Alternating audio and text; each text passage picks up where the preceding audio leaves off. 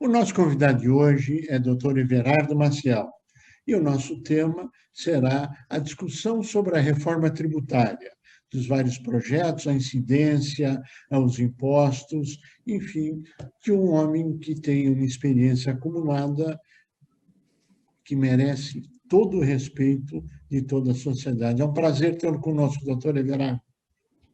Prazer é meu, Cori. Meu de velhos tempos.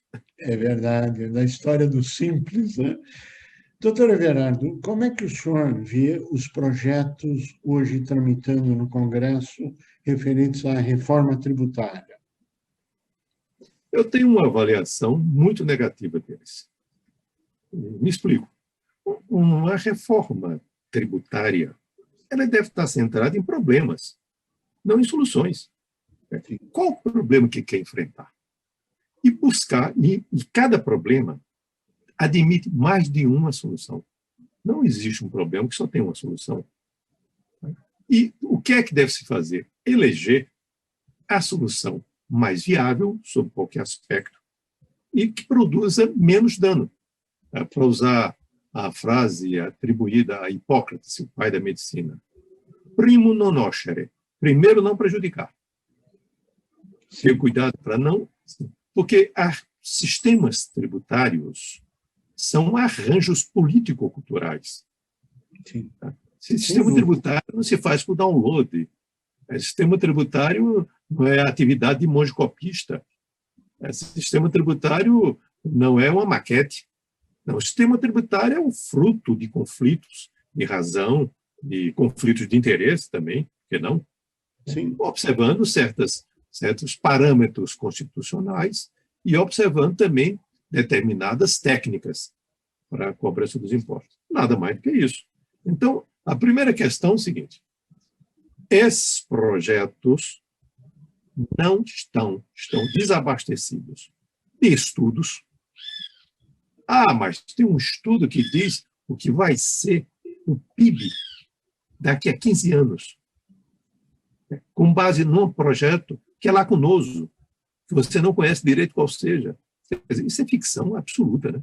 Quer dizer, veja bem, em novembro do ano passado, novembro de 2019, o Fundo Monetário Internacional, com base em seus sofisticados modelos, disse que em 2020 nós iríamos ter 160 países com crescimento da renda per capita. Em maio de 2020, com os mesmos modelos sofisticados, errado. 170 países vão ter queda de renda per capita. 160 mais 10. Trocou o sinal. Isto num prazo menor que 6 meses. Imagina daqui a 15 anos. Há quem diga, me permita fazer um comentário bem-humorado, mas de coisa séria. Por favor. O Yuval Harari, grande pensador contemporâneo, que faz grandes especulações sobre o futuro, escreveu Sapiens, Homo Deus, 21 lições para o século XXI, provavelmente hoje é o maior best-seller do mundo. Ele diz que há dúvidas se existirá Homo sapiens daqui a alguns anos. Então, se sequer temos essa certeza, quanto mais o crescimento do PIB. Claro. Então, o que está fazendo? Ele é um conjunto de promessas falsas. Diz o seguinte: vamos simplificar. Isso. Oi, simplifica. Você vai fazer apurar o que você tem que pagar na sua empresa, no lucro presumido, de COFINS, você multiplica o faturamento por uma alíquota. É uma conta de multiplicar. Isso é ensinado nas 3 primeiras séries do ensino fundamental. Todas as pessoas sabem fazer isso. Nessa agora, não. Eu tenho que, por exemplo, no caso da contribuição sobre bens e serviços, ter um sistema onde eu tenho receitas que dão crédito e receitas que não dão crédito. Eu tenho que montar um sistema de contabilidade de custos integrado com a escrituração para fazer essa conta. Simplifica. Não. A palavra está sendo usada contra objetivo. Mas no Brasil tem uma coisa, tem um comentário que eu escrevi num livro recente, que eu escrevi para um livro. Eu ficava sempre intrigado. Nós fizemos uma reforma tributária da renda em 95. À época, logo em seguida, foi criado o Simples, que você teve participação direta. Pois bem. E nós criamos algo que, no entendimento do Fundo Monetário Internacional, foi a mais completa reforma da tributação de renda contemporânea no mundo inteiro. É verdade, é verdade. Pois bem. Então, veja bem. Dito isso, ninguém chama isso de reforma tributária. Eu sempre fiquei intrigado, por que isso não é reforma tributária e o outro é reforma tributária? No Brasil, isso é considerado reforma tributária se atender dois requisitos. Primeiro é o seguinte, fundir qualquer coisa. Se eu fizer uma fusão, aí dizer, olha, eu tinha 4 tributos, agora só tem um. Mas quem foi que disse que o produto da fusão de alguma coisa é mais simples que os 4 anteriores? E onde é que se tirou isso? Isso não tem lógica. Agora, mas aí as pessoas, dentro de uma mentalidade simplória ou simplista, acham que tem que fundir.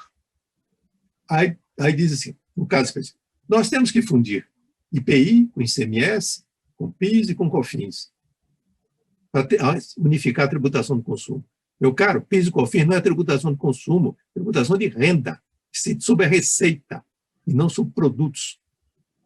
Quer dizer, por isso a alíquota fica lá em cima. Claro que fica. Todas as vezes que você juntar mais coisa, vai subindo a alíquota. A alíquota final. Se eu colocar o IPTU e o IPVA, vai ficar mais alta ainda. Se eu colocar o imposto, muito mais alta ainda. E, portanto, dá um grande estímulo à sonegação. Por isso que deve ser vários com alíquotas menores, para não estimular a sonegação. E, segundo, tem que fazer algum tipo de... Eu tenho que tratar, modificar a competência tributária dos entes federativos. Isso o tributo do estadual, tributo federal e municipal, eu tenho que juntar isso tudo. Ou seja, é a velha mentalidade unitarista do império. Nós não se compreendeu ainda que nós vivemos numa federação. E os entes federativos só têm vida se tiverem competência tributária. Aí fala, mas é uma competência nacional. Isso não existe. Existe União, Estados e municípios. Ela é União, é federal, é estadual ou é municipal. Mas não há de conjunto. Isso não existe. Então seria um quarto ente. Nós já fizemos uma coisa assim completamente extravagante, que foi incluir o município como ente federativo, sendo o único país do mundo que faz isso. Agora tem um quarto. Quer dizer, tem União, Estado, município e nacional. É isso? Qual a sua visão? Por que o governo está com pressa, ou pelo menos é o que é anunciado para a sociedade, e o Congresso Nacional estão com pressa para aprovar a PEC 45 ou alguma reforma tributária? Qual a sua avaliação sobre o tema? Primeiro, porque criou-se uma narrativa de que qualquer reforma resolve coisas. Não. Reforma pode piorar e pode melhorar. Sim. Ou pode não fazer nada. Sim. O Chesterton, o grande escritor inglês, dizia: o reformador está certo quando reforma o que está errado, mas está errado quando reforma o que está certo. Sem dúvida. São pílulas de prudência. Então, pois bem, então, voltando ao que está dizendo, vendeu-se essa mágica. Tem uma mágica. Tem uma mágica para resolver os problemas do mundo. Não existe. Isso é fantasia. Agora, e por que a pressa? Porque ela converteu-se em moeda política. Ela converteu-se numa moeda para tratar da eleição ou reeleição, enfim, das eleições para a composição da mesa diretora da Câmara dos Deputados. Basta olhar quem são os personagens envolvidos. Ou seja, ela passou a dizer, eu seria... Com isso, capturou um apoio público. Público não é elite. Elite da elite da elite da elite. Então, nós temos um projeto feito por uma empresa tributada no regime do lucro presumido, que se atribui uma condição infundada de ser um think tank independente, porque tem financiamento privado, portanto, que compromete, evidentemente, a sua independência, que tem muito dinheiro e produzindo isso, o que também revela uma fraqueza do Estado que deveria tomar conta desse assunto, assumir esse assunto, porque tratar de um assunto que envolve conflito, de razão e de interesse, demanda imparcialidade e prevalência do interesse público. A iniciativa privada, muito naturalmente, em todo o tempo, todos os lugares do mundo, ela faz valer o seu espírito competitivo, e é bom que assim seja. Mas isso, o espírito competitivo, é o oposto do espírito imparcial. Sim, sem dúvida. Sem dúvida. Que é a posição de equilíbrio. Então, isso tem muito a ver, a pressa, por conta das eleições da mesa legislativa em fevereiro próximo. Na sua avaliação, nós estamos caminhando exclusivamente para um cenário político e não para um cenário de solução de problemas ou de arrecadação ou de aumento de pagamento de impostos, ou tudo isso está misturado nesse mesmo pacote, onde um paga o mais, objetivo outro vai final pagar é político. menos? É político. Mas há uma combinação de narrativas técnicas a serviço desse objetivo político. É isso que se faz. Agora, vocês vejam bem. Então, se diz assim, não haverá aumento da carga tributária. Eu vou olhar a conta. Bom, então o que aconteceu? Se não houvesse aumento da carga tributária global, nada me autoriza a dizer que não existam, portanto, tratamentos diferenciados entre contribuintes. Perfeito. Então, quem são as vítimas? As vítimas são os 850 mil contribuintes optantes do lucro presumido, todos eles. As vítimas são os mais de 4 milhões de optantes do Simples, porque o Simples não vai mais transferir crédito como faz hoje, e essa é a intenção, é exatamente atacar o Simples. E é curioso que os que falam em simplificar são contra o Simples e são contra o lucro presumido. As duas únicas experiências de simplificação que deram certo. Sem dúvida. Portanto, E muito certo. Um discurso trocado, um discurso oposto. Bom, aí vem mais. Então, o livro passa a ser tributado. Ora, veja bem, eu peguei esse caso do livro. Um autor é remunerado com 10% do preço de venda, preço de capa. Quero colocar um tratamento, uma contribuição sobre bens civis com a lei de 12, tirou a remuneração do autor, então não tem livro.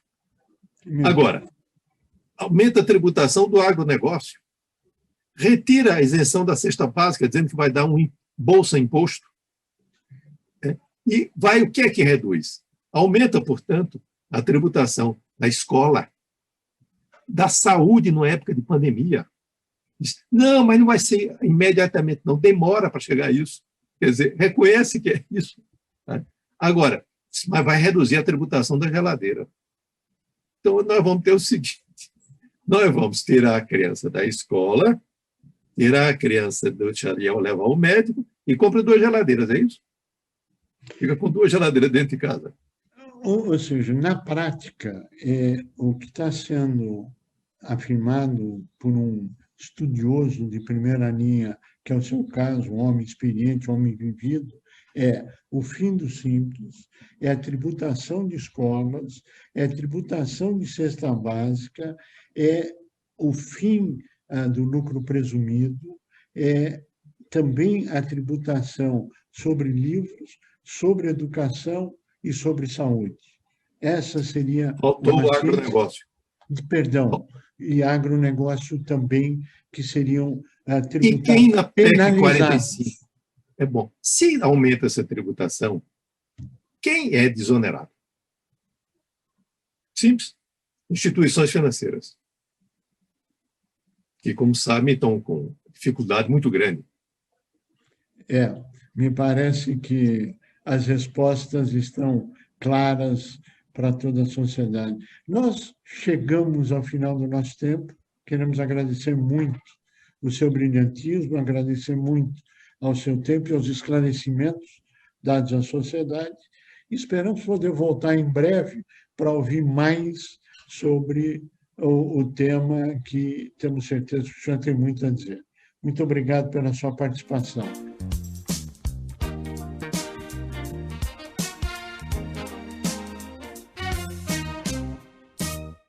Apesar da mudança da árvore de Natal gigante para a Marginal Pinheiros, o Parque do Ibirapuera ganhou uma decoração especial. Ela estará em exposição no parque até o dia 6 de janeiro de 2021.